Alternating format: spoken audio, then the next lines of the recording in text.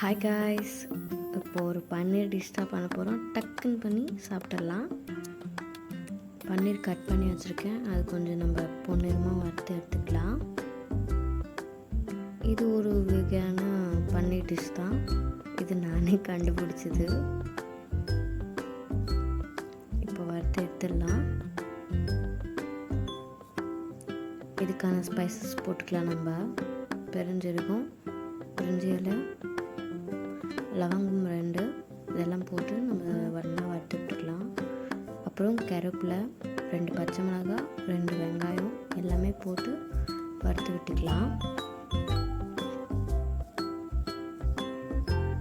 எல்லாம் வறுத்து விட்டோடனே நம்ம இது தேவையான மஞ்சத்தூள் போட்டுக்கலாம். மஞ்சத்தூள், வெறும் மிளகாத்தூள், இது காரத்துக்கு ஏற்ற மாதிரி, கரம் மசாலா இதெல்லாம் போட்டு நல்லா வறுத்து விட்டுக்கலாம்.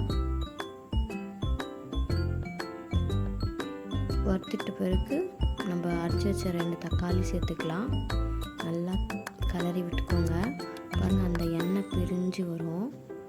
2 கொத்தளவுக்கு நம்ம கொத்தமல்லி தலையை எடுத்துக்கலாம். நல்லா கழுவிட்டு அரைச்சி ஊற்றிக்கோங்க. இது ஒரு டேஸ்ட் சூப்பராக தருது. டேஸ்ட்டு சப்பாத்தி, பூரிக்கு சூப்பராக இருக்குது. நான் சப்பாத்தி தான் இன்றைக்கி செஞ்சு சாப்பிட்டேன். நல்லா இருந்தது. நீங்கள் ட்ரை பண்ணி பாருங்கள். நல்லா இருந்துச்சுன்னா கமெண்ட்டில் சொல்லுங்கள். என்னோடய வீடியோவுக்கு சப்ஸ்கிரைப் பண்ணுங்கள், லைக் பண்ணுங்கள், ஷேர் பண்ணுங்கள். தேங்க்யூ.